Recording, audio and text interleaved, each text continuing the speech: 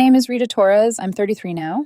And if you'd told me the moment my relationship died would arrive as a text message, no screaming, no slammed door, no dramatic suitcases, I would have laughed in your face. Because I'm not the kind of woman who misses warning signs. I broker industrial equipment leasing deals, forklifts, warehouse machinery, conveyor systems. The kind of work that makes people's eyes glaze over at parties, but it pays stupid money if you're good at it. And I'm very good at it. I started 7 years ago under a guy who leased construction equipment. Learned the game from the ground up. Last year I cleared $240,000. This year I was on track for $290,000. Numbers are honest, people aren't. 3 years ago I moved in with Derek Whitmore. Derek was 27 then.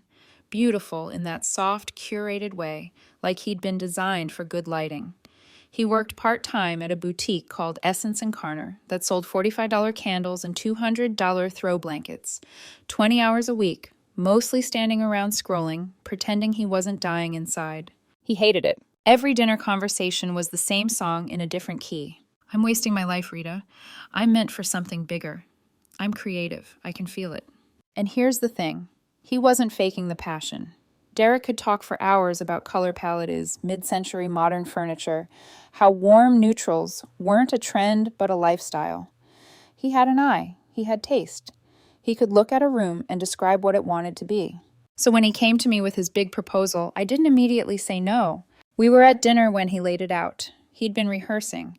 I could tell by the way he held his fork like it was an important document. I want to do this for real, he said. Interior design, not playing at it.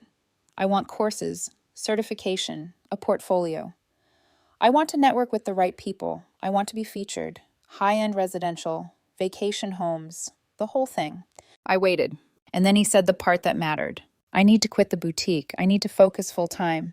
If you cover us for a while, I can build something real. The red flags were there, waving politely. Unfinished online courses. A portfolio that was basically photos of our rearranged living room. Ideas without structure. Dreams without deadlines. But I loved him, and I had the money. So I told myself what people like me always tell ourselves when we're about to make an emotional decision and dress it up like a financial one. This is an investment in our future. He quit the next week, and I covered everything. The mortgage, $4,200 a month, for a 3-bedroom place in Riverside Heights, Derek insisted we needed because it would photograph well. His car payment, $625 a month for a white Range Rover Evoque that screamed successful creative even when it was just parked. Then the wardrobe overhaul. Networking is visual, Derek said, holding up a blazer with a price tag that made my left eye twitch. I have to look like I belong. Over 2 months, it was $8,300. Theory blazers, Vince shirts, boots that look like power and regret. Then the courses, software subscriptions, Adobe Creative Suite, SketchUp Pro, a 3D rendering program that cost $200 a month, materials for mood boards, memberships to organizations he never attended. We set up a joint account where I deposited $6,000 every month. At the time, it made sense. We lived together. We were building a life. I was working 60-hour weeks, closing deals, flying out for site visits, negotiating contracts, keeping the money flowing. Derek would use it responsibly. Right? About 18 months in, Derek's older sister, Amanda Whitmore, moved to town. Amanda was 32, divorced, and had spent the last decade bouncing between retail management jobs. She'd managed a Target in Sacramento for 3 years, got fired, and came here for a fresh start. Within weeks, she and Derek were inseparable, and Amanda had opinions about everything, especially what Derek deserved. I started overhearing things when I came home early. Rita should be investing more in your success, Amanda said once, loud enough that she wasn't accidentally loud. Real partners invest without question. Another time. You need to make sure you're financially protected. My ex tried to claim he built my life. Never again. The one that stuck to my brain like a burr. Amanda telling Derek he was bringing creative capital into the relationship. I was in the garage when I heard it, and I actually stopped, hand on a box, because my body didn't know whether to laugh or rage. Derek started changing after Amanda showed up. The man who used to thank me for believing in him became someone who spoke like my support was just his due. The requests got bigger. A professional camera, a design conference in Austin, a home office renovation. $11,000, for West Elm furniture and custom built-ins. The contractor finished in 3 weeks. Derek worked in there maybe 6 hours before deciding the light was wrong and moving to the kitchen table. Meanwhile, his actual client work was minimal. A few friends' apartments, free. One commercial lobby his cousin owned paid him $3,000, and even that felt like pity. Maybe $8,000 total revenue over 2 years. But Derek was always networking, always at events where tickets were $200, and the photos looked better than the results. The joint account started fluctuating weirdly. I'd deposit $6,000, and within 10 days, it would be down to a few hundred. I didn't notice at first because I was busy, exhausted, and still clinging to the belief that love meant trust. My sister Zara noticed before I did. Zara is 36, works in commercial property management, and has the emotional softness of a brick wall with the observational skills of a forensic accountant. We met for lunch one Tuesday near her office. I was talking about buying Derek a new MacBook because his was too slow for design software. Zara put her sandwich down mid-bite. "Rita," she said flat, "what are you doing?" "What do you mean?" "Your boyfriend has generated maybe $10,000 in 2 years, and you're about to buy him his third laptop." "He's building something," I said, like a woman reading from a script she didn't realize she'd memorized. "It takes time." "Time," Zara repeated, unimpressed. She pulled out her phone and opened the calculator. "Let's do the math. Mortgage, $50,000 a year. Car, another $7,500. Joint account, $72,000 annually." She looked up at me. "Then the office renovation, the wardrobe, the conference, the software. You're in for what? $200,000 over 2 years." "It's not like that." Zara's eyes didn't blink. "What's the return?" I didn't have an answer. $8,000, Rita, in 2 years. My intern makes more than that in a summer. He's building relationships. "Dreams without results are expensive hobbies," Zara said, "and he doesn't even seem grateful anymore." I got defensive. I told her she didn't understand, that Derek was my partner, that I believed in him. Zara leaned back and said something that should have felt like prophecy. "When this blows up, don't say I didn't warn you." I brushed it off. 4 months later, it blew up. Last Tuesday, I came home from a site visit around 6:30 p.m. I'd just had a meeting with a distribution company upgrading their warehouse fleet, potential $80,000 commission if I closed it. I was in a good mood. The house was dark. Derek's Range Rover wasn't in the driveway. Not unusual. He had networking events, photos, important meetings. I figured he'd be home by 9. We'd get takeout. I'd listen to him talk about his vision while I pretended not to be tired. At 8:00 p.m., my phone buzzed on the kitchen counter. I glanced down, and my stomach dropped so hard it felt like it hit the floor before I did. A text from Derek. "I found someone better. I'm done. Don't contact me." That was it. 2 years of me bankrolling his entire existence, reduced to a text message while I stood in our kitchen like an idiot with my work bag still on my shoulder. I read it 3 times. I stared at the screen like maybe the words would rearrange into something that made sense. They didn't. The first minute was pure shock. My hands started shaking. I set my phone down, picked it up, read it again. And then, because I am who I am, I did the next logical thing. I checked the joint account balance. 87s. I swallowed so hard it hurt. I'd deposited $6,000 8 days earlier. Automatic deposit. First of every month. Like clockwork. I pulled up transaction history with fingers that suddenly felt too big for my own phone. 5 transfers over the past week. Each one sent to an account I didn't recognize. $200, $900, $1,400, $2,800. The last one had gone through yesterday. He hadn't just left. He'd planned it. While I was working 60-hour weeks to keep the money flowing into an account he was actively draining, Derek had been siphoning it out like a parasite with a calendar reminder. Then I checked the shared credit cards, 3 where he was an authorized user.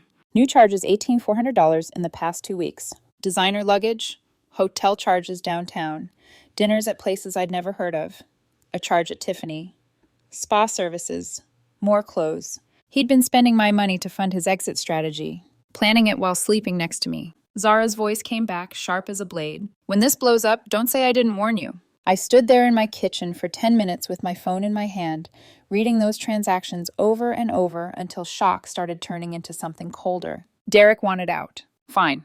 But if he wanted nothing to do with me, I was going to give him exactly that, starting with my money. I called Zara. She picked up on the second ring, some TV noise in the background. "What's up?" "Derek left me," I said. My voice didn't sound like mine. Texted me an hour ago, and he drained the joint account, maxed 3 cards, about 24,000 total. The TV went silent. Where are you right now? My kitchen. Stay there, Zara said. Don't do anything. I'm coming over. She hung up. And 12 minutes later, headlights hit my driveway like the opening shot of a thriller.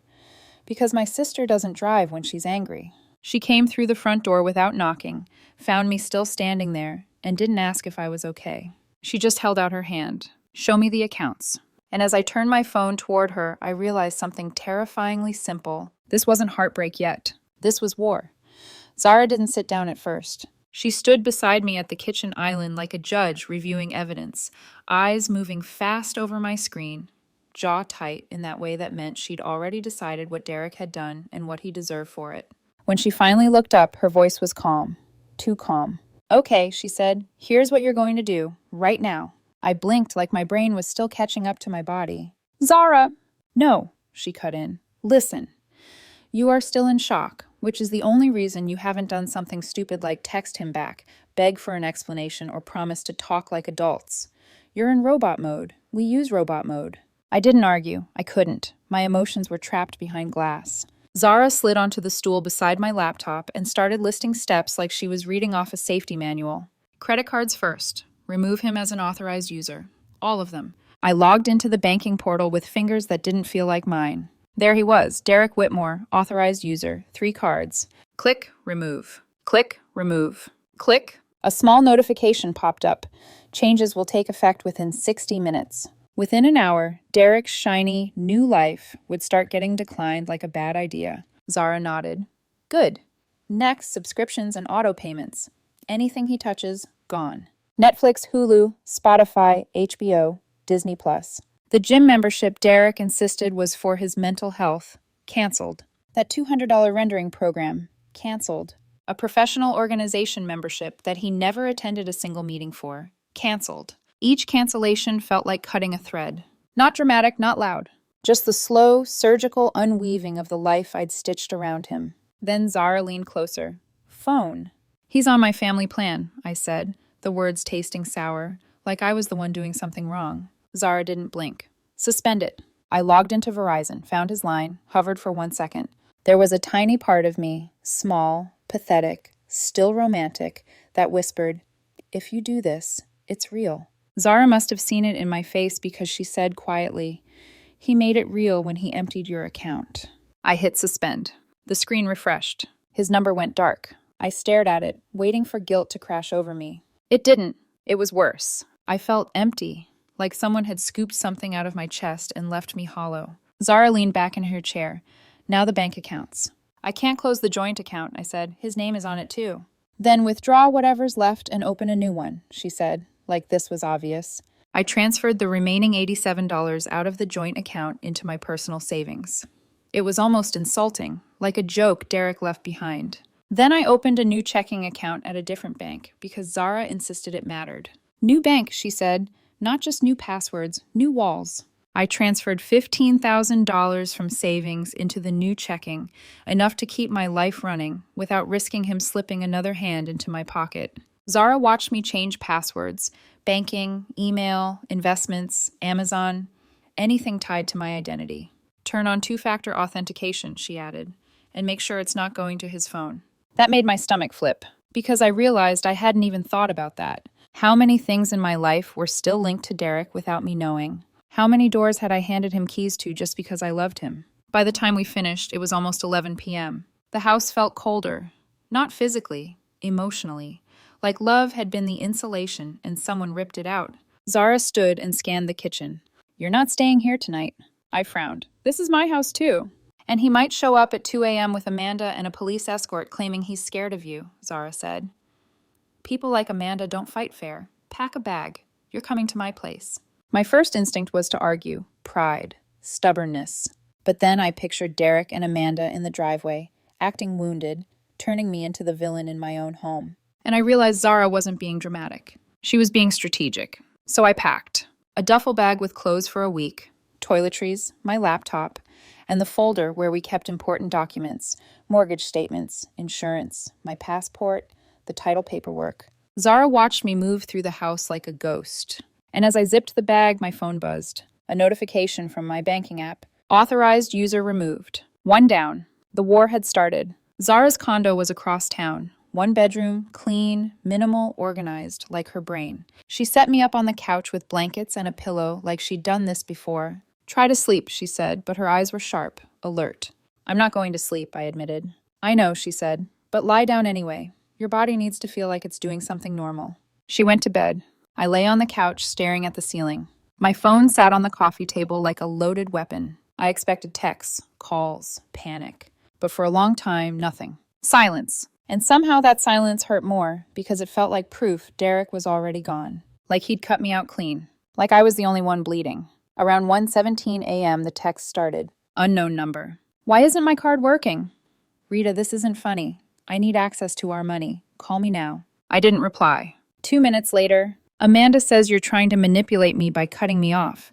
That's financial abuse. You can't do this. My heart slammed once, hard, then steadied again. Because there it was, Amanda's voice inside his mouth. I forwarded the screenshots to Zara, who was asleep. Then I turned my phone face down. If he wanted a reaction, he wasn't getting it tonight. The next morning, Zara slid a mug of coffee toward me like she was fueling a soldier. Today, she said, we get you a lawyer. I blinked. A lawyer? We're not married. Zara's mouth tightened. That doesn't mean he can steal from you with no consequences, she said. Joint accounts, authorized user spending, co-leases, property. It's messy, and messy is where people like Derek and Amanda thrive. She pulled out her phone, typed fast, and pushed it toward me. A contact card. Spencer Pearson. Property and asset disputes, Zara said. He handled a case for someone at my office. He's a shark. You want a shark. Pearson's office was downtown, 15th floor, glass walls, harbor view. The kind of place that looked expensive on purpose. Spencer Pearson was about 50, graying hair, crisp suit, and eyes that didn't soften when you told him something painful. He listened while I laid out everything. The relationship, the dream, the joint account, the transfers, the credit card charges, the breakup text. He didn't interrupt once. He just tapped notes into a tablet like he was building a case brick by brick. When I finished, he looked up. Good news, he said. You documented everything early. Most people wait until the bleeding is fatal. I swallowed. What can I do? We weren't married, but the account was joint. The law doesn't care about romance, he said, voice flat. It cares about facts. Here are the facts. You were the primary earner. You deposited funds into a shared account, and he transferred money out to an account you don't recognize right before ending the relationship. That's not just messy breakup behavior. That's planning. And the credit cards? I asked. He scrolled. He was an authorized user, not a co-holder. You had every right to remove him. The question is whether the spending falls under shared household expenses or personal dissipation. And based on Tiffany and hotel stays? His mouth twitched, almost a smile. That's not groceries. I felt something shift inside me. Not relief. Control. Pearson leaned forward. Now, here's what's about to happen. Amanda will try to paint you as controlling. Derek will claim emotional distress. They'll try to bully you into reopening access. They want you to panic and make a mistake. Zara, sitting beside me, didn't even blink. So what do? We move first, Pearson said. We establish the narrative. He abandoned the relationship, drained the assets, and you acted to prevent further financial harm. He clicked something on his tablet. We file for an emergency accounting of the joint account transfers. We request documentation of where that money went. We send a formal demand letter, and we prepare to pursue civil recovery if necessary. My pulse lifted. Civil recovery? Yes, Pearson said. And here's something else. Keep every message, every text, every threat, especially anything from Amanda. She's not just background noise, she's influence. Zara's eyes narrowed. Told you. Pearson's assistant brought in papers. The demand letter was drafted in minutes, like they'd done this 100 times. I signed my name on the bottom, feeling oddly detached, like I was signing a contract at work. Except this contract was about my life. That afternoon, my phone buzzed nonstop. Derek again. Rita, please, my phone isn't working. I have client meetings. You're ruining my life. Client meetings. I almost laughed, but it came out sharp, bitter, and small. Then, you're being cruel. I didn't mean it like that. I just needed space. Space. The word tasted like perfume sprayed over rot. Then the text turned angry. You can't do this. I'm entitled to half. Amanda says you're abusive. There it was again. Amanda. Always Amanda. Zara checked her phone and went still. What? I asked. She turned her screen toward me. A Facebook post from Amanda Whitmore. A long rant about financial abuse, controlling partners, women who use money as a weapon, and how her brother was escaping a toxic situation. The comments were already filling up with people who didn't know me, didn't know the truth, and were eager to judge a villain they'd never met. My throat tightened, not because I cared what strangers thought, but because I could see the play. If they made me look monstrous, Derek's theft would look justified. Pearson's voice echoed in my head. They want you to panic and make a mistake. I didn't panic. I opened screenshots, saved the post, saved every comment, forwarded them to Pearson. Then I blocked Amanda. Zara watched me and nodded once. Good, she said. Let them scream into the void. That night, as I stared at Zara's ceiling again, my phone buzzed one more time. Unknown number. A text. This is Amanda. You're making a huge mistake. Derek is ready to forgive you. Unfreeze the accounts and stop acting like a child. If you apologize, we can all sit down like adults. Call me. Forgive me. My hands went cold. The arrogance of it was almost impressive. I showed Zara the message in the morning. She read it once, then laughed, one sharp bark of disbelief. Oh my God, she said. They actually think you're going to crawl back. I stared at the screen, and for the first time since Derek's text, I didn't feel numb. I felt something hot and clean ignite under my ribs. Not love. Not grief. Resolve. Because now I understood the truth underneath everything. Derek didn't just leave. He thought I'd still pay for the privilege of being abandoned. And Amanda? Amanda thought she could bully me into it. I forwarded her message to Pearson. His response came 3 minutes later. Perfect. Save everything. Let her keep digging. I stared at the word perfect until it stopped looking like letters and started looking like a warning. Because if Pearson was calling this perfect, that meant what was coming next was going to hurt. Not me. Them. And somewhere out there, Derek was probably staring at his declined card, his dead phone, and the sudden realization that the woman he used to call stable wasn't stable anymore. She was dangerous. The first letter from Derek's attorney arrived 2 days later. 5 pages, thick paper, aggressive tone. I read it at Zara's kitchen table while she stood behind me, arms crossed, already irritated just by the weight of the envelope. The demands were bold enough to be almost funny. Immediate reinstatement of Derek's access to all shared accounts and credit cards. Temporary financial support of $5,000 a month. Exclusive use of the house. Payment of his legal fees. Compensation for emotional distress. I looked up slowly. He broke up with me by text, I said, after draining the account. Zara snorted. And somehow you're the abuser. I forwarded the letter to Pearson. He called me 15 minutes later. It's theater, he said without preamble. Pure intimidation. They want you scared and scrambling. What do we do?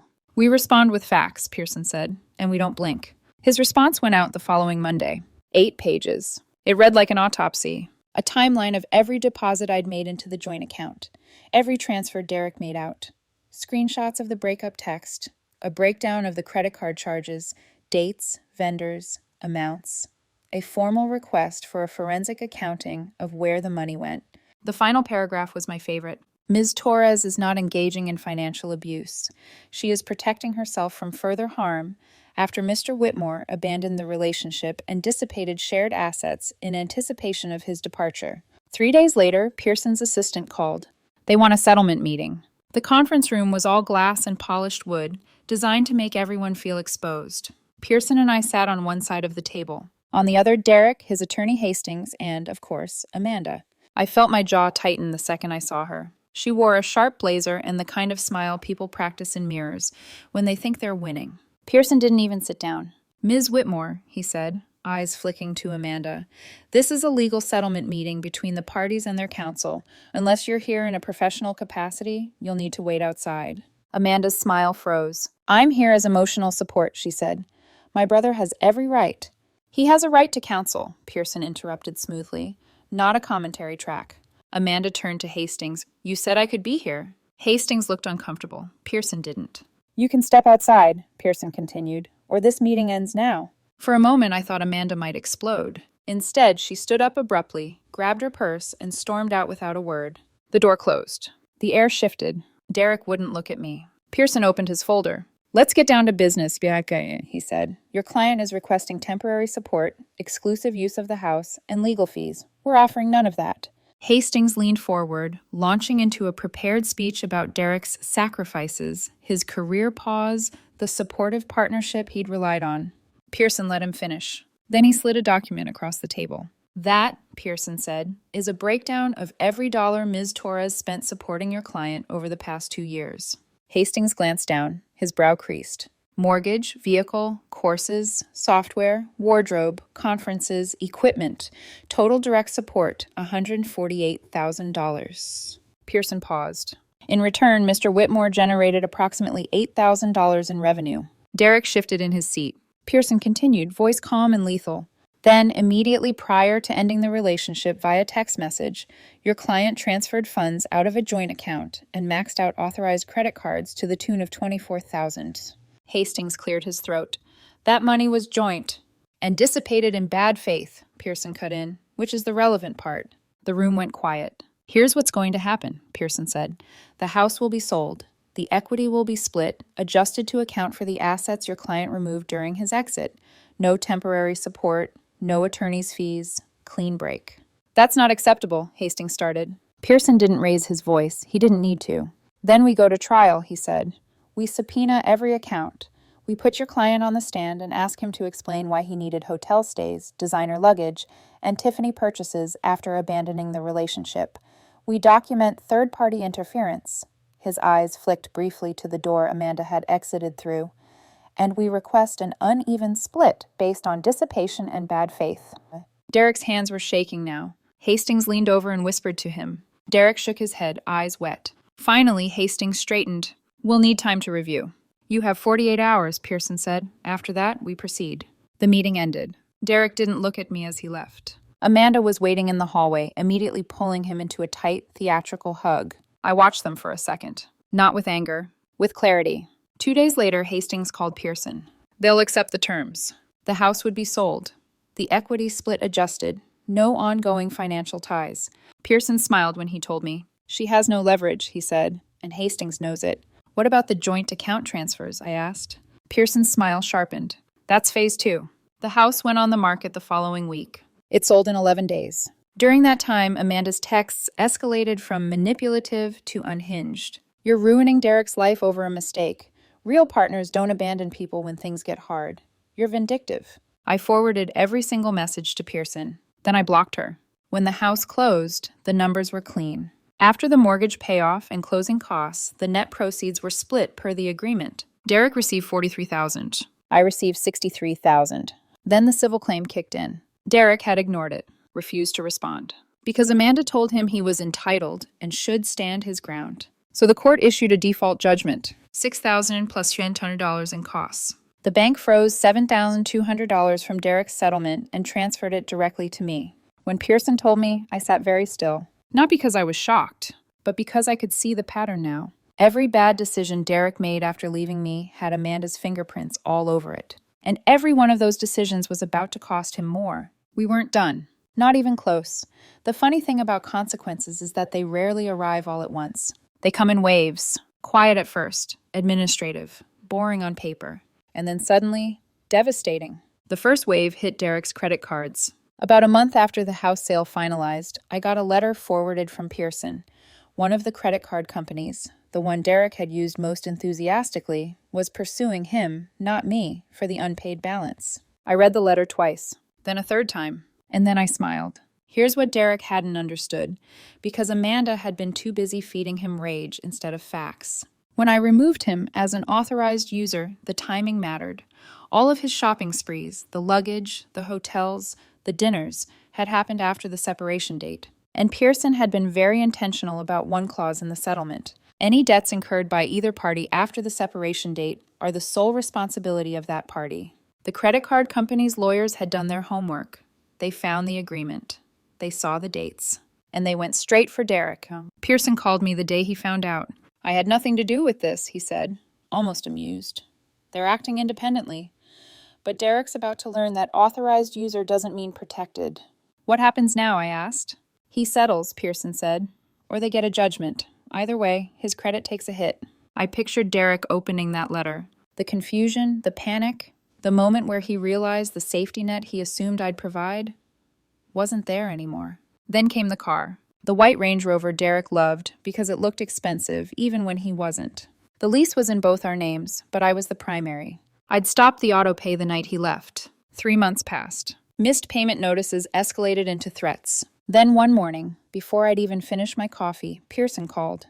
They repossessed it. I closed my eyes. Not in sadness, in disbelief at how predictable this all was. They went to his apartment at 6 a.m., Pearson continued. Tow truck. No warning beyond the letters. My phone buzzed 5 minutes later. Derek. First call since everything finalized. I didn't answer. He left a voicemail. Rita, they took my car. I need that for work. I know we're not together anymore, but you co-signed. This affects your credit too. We need to talk, please. I forwarded the voicemail to Pearson. What's my exposure? I asked. Minimal, he said. You might take a temporary hit, 40 points maybe, but it's disputable based on the settlement assigning responsibility to him. Is it worth it? I asked. Pearson didn't hesitate. Absolutely. The leasing company sold the Range Rover at auction. Derek was left with a $9,000 deficiency balance. No car, more debt, and suddenly the lifestyle he'd built on my money was collapsing in real time. I thought that would be the end of it. I was wrong. The real damage came from somewhere I didn't expect. Tax season. I was sitting with my accountant going over filings when she paused, fingers hovering over her keyboard. Rita, she said slowly, did you open any business credit cards in the past year? No, I said immediately. I don't own a business. She turned the screen toward me. 3 accounts, all in my name. My social security number, my credit history, but listed under Whitmore Design Studio. Combined balance, $32,000. I felt the room tilt. I didn't do this, I said, already standing. I didn't authorize any of this. My accountant's face hardened. Then this is identity fraud. I called Pearson from the parking lot. The second I finished explaining, his tone changed. This just went criminal, he said. Did you sign anything? No. Then we report it today. We filed a police report that afternoon. Credit bureaus, fraud alerts, everything. The detective assigned to the case didn't sugarcoat it. Your ex used your identity to establish business credit, she said. Forged signatures. That's textbook. She called Derek in for an interview. According to Pearson, who somehow always knew what was happening, Derek showed up with Amanda. Crying, defensive, talking about how they'd been partners, how the business would have benefited both of us. The detective wasn't interested. Marriage, or in this case, a relationship, didn't grant permission to commit fraud. Charges were filed. Identity theft, credit fraud. Pearson called me when it became official. He's facing up to 3 years, he said. More likely a plea deal, probation, restitution.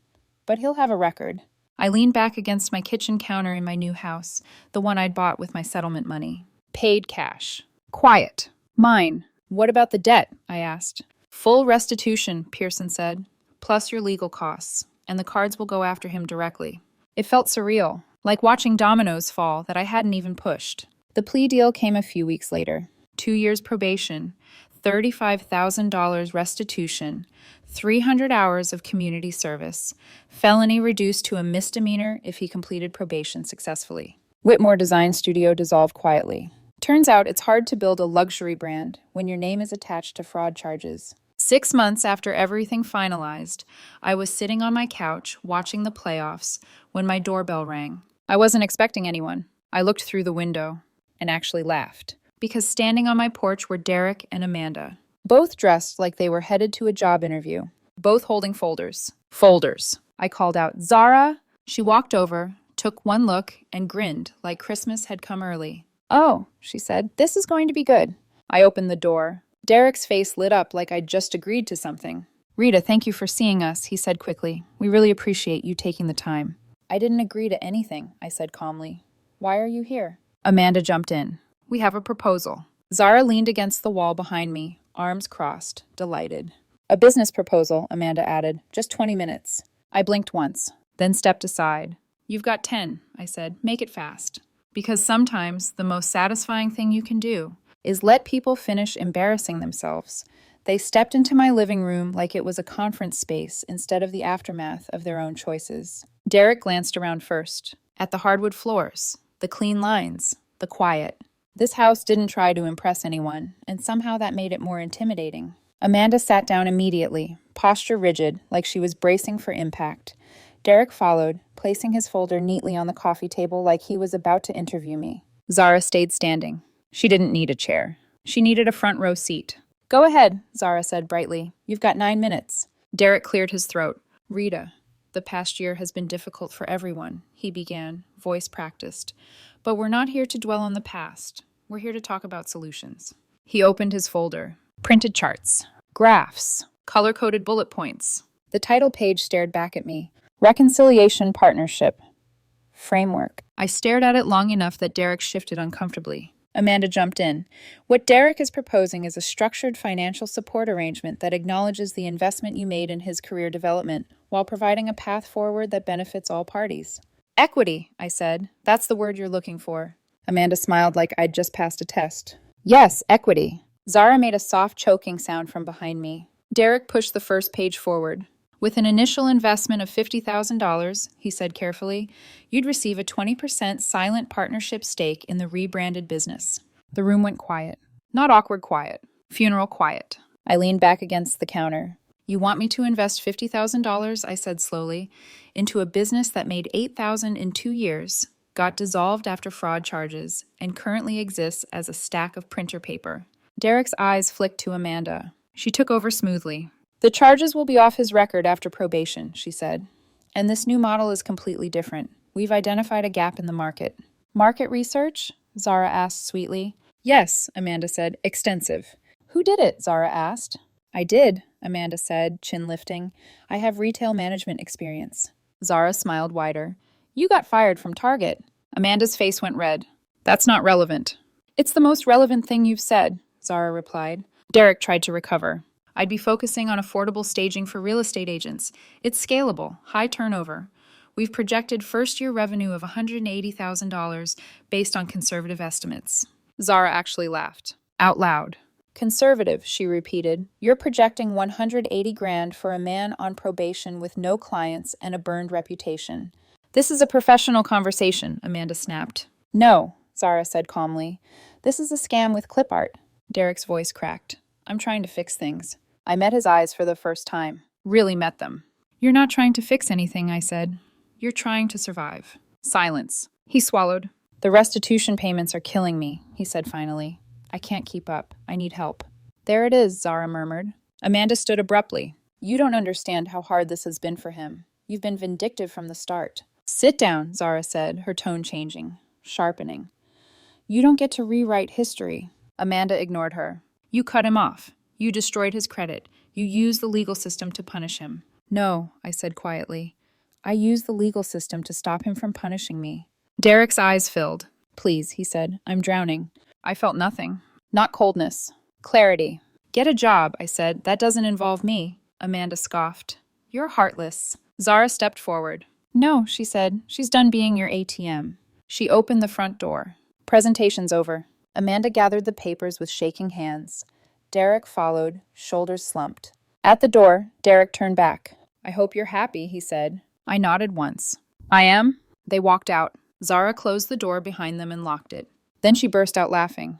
Oh my God, she said, wiping her eyes. They really thought a PowerPoint would fix felony-level stupidity. I sank onto the couch, finally exhaling. Outside, Derek's beat-up Toyota sat in my driveway for a few minutes. They were probably in there arguing, or planning their next move, or realizing too late that the door they'd slammed shut behind them wasn't locked from my side. It was locked from theirs. Zara grabbed her phone. What are you doing? I asked. Texting the group chat, she said. No one's going to believe this without proof. My phone started buzzing immediately. Laughter, shock, disbelief. I looked around my living room. My house, my peace. I'd gone from funding someone else's fantasy to watching playoff basketball in a home I owned outright. That felt like a win. After they left, the house stayed quiet. Not the tense quiet I'd lived in for years. The kind where you're bracing for the next request, the next disappointment, the next subtle accusation that you weren't doing enough. This was a clean quiet. Zara flopped back onto the couch like she'd just watched a season finale. I cannot believe, she said, still laughing, that they showed up here with charts. I didn't answer right away. I was standing by the window, watching Derek's Toyota finally back out of the driveway. It sputtered a little when he reversed, like it was embarrassed for him. They didn't look back. And for the first time since all of this began, neither did I. In the weeks that followed, life didn't magically turn cinematic. It got ordinary. And that was the miracle. Work stayed strong.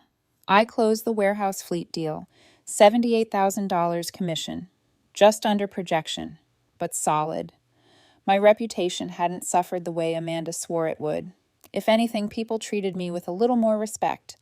Turns out, being calm under pressure translates well in every part of life. The credit hit from the Range Rover faded. The restitution payments started arriving on schedule. Automatic transfers Derek had no control over.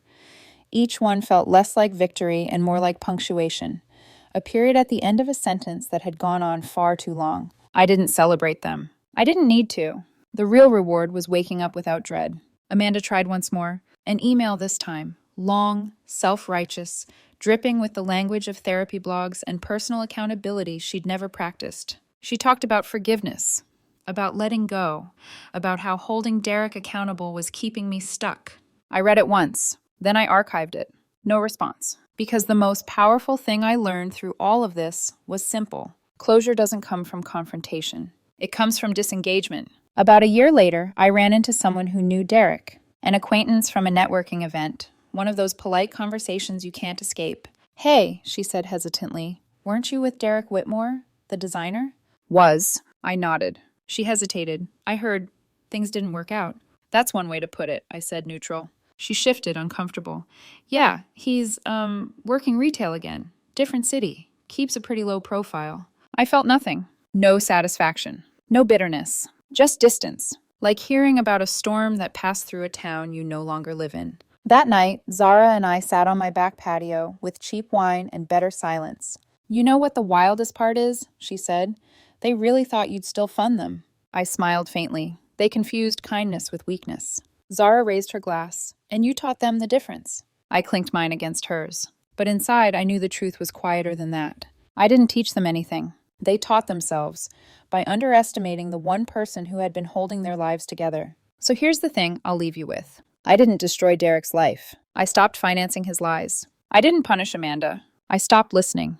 And when you remove your money, your silence, and your emotional labor from people who rely on them without gratitude, the collapse looks dramatic. But it's not revenge. It's gravity. And gravity doesn't need permission. If you made it this far, thank you for sitting with my story. If you're still funding someone else's fantasy while calling it love, please hear this. Believing in someone doesn't mean bleeding for them. And walking away doesn't make you cruel. Sometimes it just means you finally chose yourself.